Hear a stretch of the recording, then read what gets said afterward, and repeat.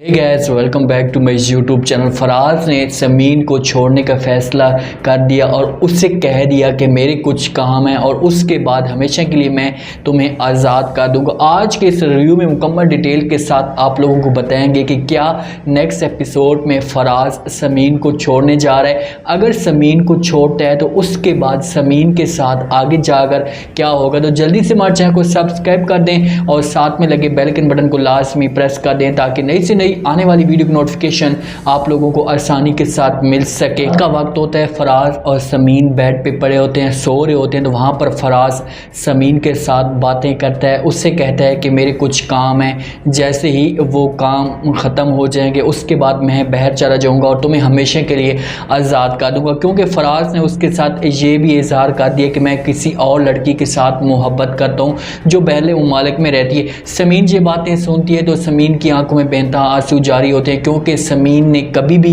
ऐसा नहीं सोचा था कि फराज जो है मेरे साथ ऐसा कर सकेगा। वो सारी रात बेचारी रोती है, उसकी जो तबीयत भी ख़राब होना शुरू हो जाती है, उससे चक्कर भी आना शुरू हो जाते हैं। सुबह जैसे होती है तो वहाँ पर जो फराज की माँ होती है तो समीन के ऊपर आती है, उससे जो है कंबल खींचती है और उससे कहती है कि जल्दी जल्दी आप उठ जाएं, बाबों की तरह आप सो रही हैं। जब फराज यहाँ से उठकर जा रहा होता है नाश्ते की टेबल पे, तो वहाँ पर फराज को इस बात का पता भी होता है कि समीन की तबीयत ख़राब रही है, रात को उससे बुखार हुआ है, लेकिन उसने अपनी माँ को रोका नहीं। वो अपनी माँ को ये भी कह सकता था कि माँ जी इसकी तबीयत ख़राब है, इसे सोने दें। समीन बेचारी भी उसके साथ जुल्म जो हो रहे हैं वो बर्दाश्त कर रही है। वो उठकर वहाँ से किचन में चली जाती है, किचन में जाती है, वहाँ पर काम करना शुरू कर देती है और चाय ट्रे में डालती है, वहाँ से लेकर आ रही होती है। नाश्ते की जो टेबल होती है वहाँ पर सारे के सारे जमा हो जाते हैं, जो फराज का वालिद होता है, भाई होता है, सब जमा होते हैं। जब समीन वहाँ पर चाय लेकर आ रही होती है, दरवाजे से जैसे अंदर इंटर होने लगती है तो उसकी जो हालत होती है वो ख़राब होना शुरू हो जाती है।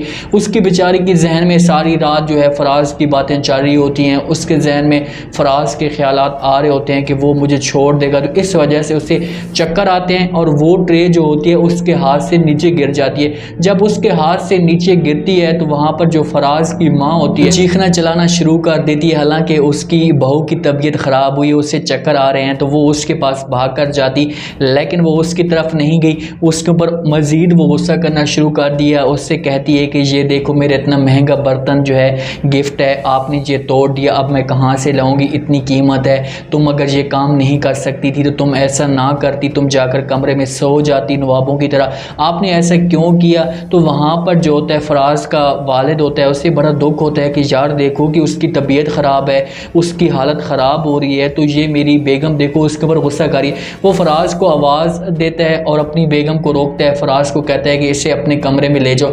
वहाँ पर फराज इसे पकड़ता है, इसे अपने कमरे में लेकर जाता है, वहाँ पर बेड पे इसको बैठाता है और इसे वहाँ पर समझाने की कोशिश करता है। उससे कहता है कि तुम ये जो नाटक सबके सामने कर रही हो या तुम ये सब कुछ हर किसी को दिखाने की कोशिश कर रही हो, ये तुम सब कुछ करना छोड़ दो, इस तरीके से तुम्हारी जो है वो कोई भी इज़्ज़त नहीं बनेगी।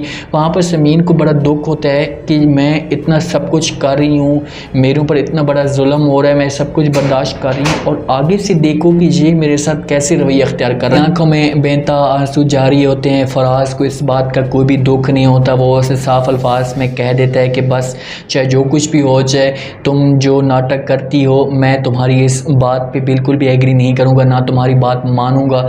मेरी पहले भी मैंने तुम्हारी बहुत सारी बातें मानी हैं और अपनी माँ के ख़िलाफ़ हूँ, अब मैं कोई भी आपकी बात नहीं मानूंगा।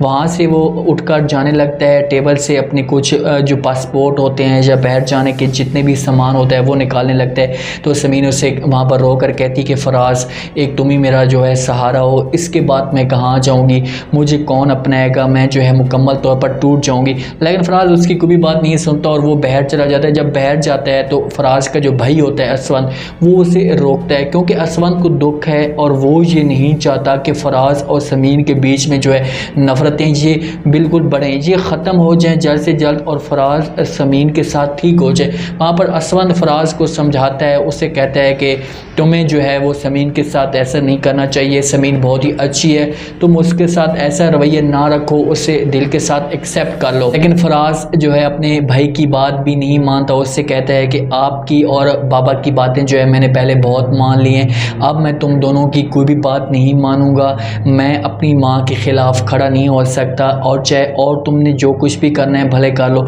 वहाँ से ये फराज चला जाता है। असवन पूरी कोशिश कर रहा था कि मैं अगर इसे समझाऊंगा, बड़ा भाई है तो लाजमी बात इसे समझाऊंगा तो हो सकता है कि इसे समझ आ जाए और इसके जो दिल में है या इसके जो दिमाग में है नफ़रत चल रही है वो ख़त्म हो जाए। लेकिन ये सब कुछ जो हुआ इसके उलट हुआ। वहाँ से असवन भी जाता है तो कुछ देर गुजरती है। समीन बेचारी सारी रात सारा दिन अपने कमरे में मौजूद होती है, उसकी हालत ख़राब होती है, उठती है तो उससे चक्कर आना शुरू हो जाते हैं। तो हरीम आती है वहाँ पर असवन को मिलने के लिए।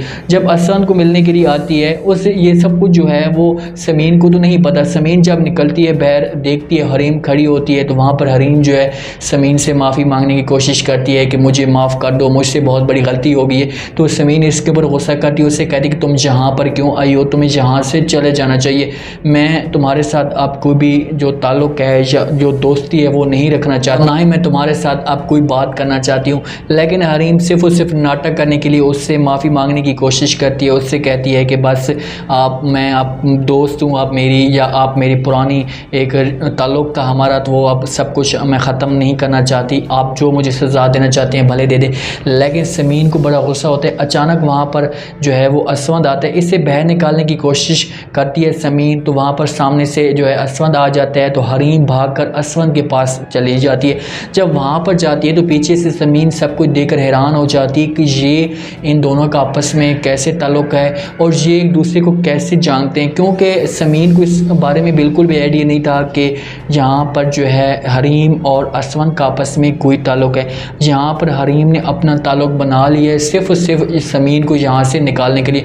उसके पाँव तले ज़मीन निकल जाती है कि अब मेरे लिए ये मज़ीद जो है मुश्किलात खड़ी करेंगी, क्योंकि हरीम सिर्फ और सिर्फ इस मकसद के लिए आई है कि मैं यहाँ पर समीन को निकालने की कोशिश करूँगी या समीन के जो इज़्ज़त है इस घर में या फराज के सामने जो इज़्ज़त है वो हमेशा के लिए ख़त्म करने की कोशिश करूँगी। मेरा आज का ये रिव्यू, आज का ये टीज़र आप लोगों को पसंद आया होगा। आपने कमेंट सेक्शन में अपनी लाजमी में बताना है कि आपको क्या लगता है कि क्या नेक्स्ट एपिसोड में फराज जो है वो समीन को तलाक देकर यहाँ से हमेशा के लिए पहले ममालिक में चला जाएगा। अगर वहाँ पर जाता है तो समीन को तलाक देगा तो क्या वो उसने जो समीन को बोला है वो सच बोला है या झूठ बोला है। हरीम जो आई है यहाँ पर तो हरीम क्या असवद को अपने जाल में फंसा कर वो समीन के ख़िलाफ़ खड़ा कर पाएगी, क्योंकि सिर्फ असवद और असवद का जो वालिद है वो समीन की साइड करते हैं। अगर ये लोग भी इसके मुखालिफ हो जाएंगे तो फिर समीन के पास कुछ भी नहीं रहेगा और वो मुकम्मल तौर पर अंदर से